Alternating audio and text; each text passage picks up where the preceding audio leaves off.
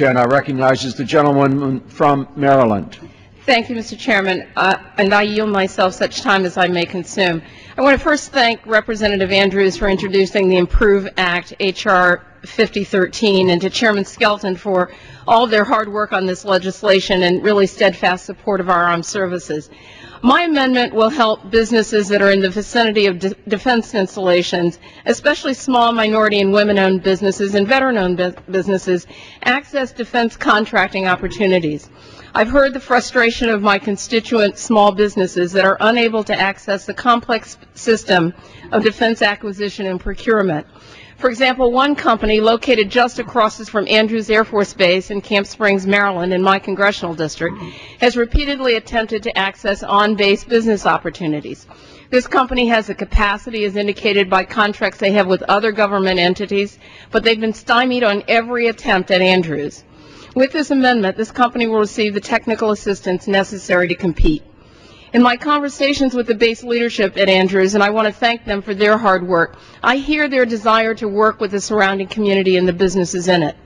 With this amendment, they'll receive the authority they need to engage in outreach to drive economic development activity directly around the base, with entities such as the company I referenced in Camp Springs. And this is true all across the country where we have installations located. I'm encouraged that through this provision, this scenario can really play out in Maryland from Andrews to Fort Meade and all across the country. And in some regions, this is particularly important.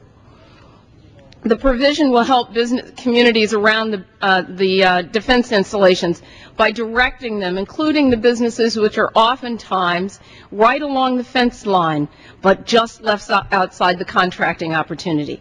By including these community businesses, capable community businesses, small businesses, the installations will strengthen their bonds to the community, and these areas will receive a much-needed economic boost. It's as important for those communities as it is for our installations. We want there to be a bond with the local community because we want them to embrace the installations that surround them.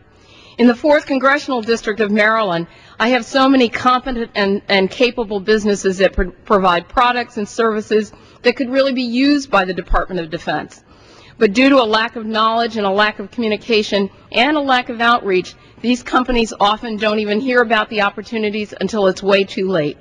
The amendment takes a step toward ensuring our businesses are aware of those opportunities and then supports competing for them.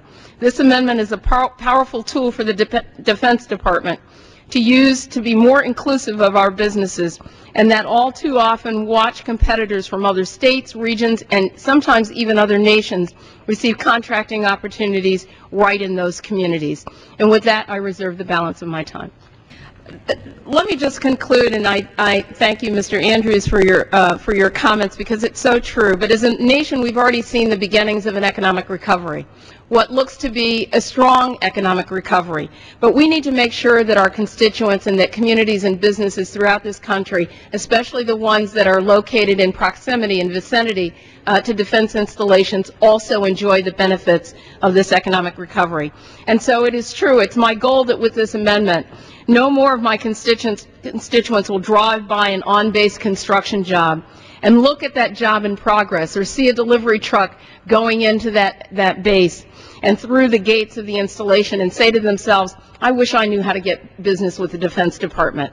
I understand that frustration, and I understand why we must address it, and I believe that this amendment does exactly that. And again, as Mr. Andrews has pointed out, the gentleman from New Jersey has pointed out, that in fact this is about enhancing competition. It's not about getting in the way of it, and it's about giving the Department of Defense the kind of tools that it needs to engage in that kind of community outreach. And so no more will there be an excuse of not understanding how to reach those businesses, but they'll have a tool to make sure that they get to them. And so with that, I urge the passage of this amendment, and I yield the balance of my time.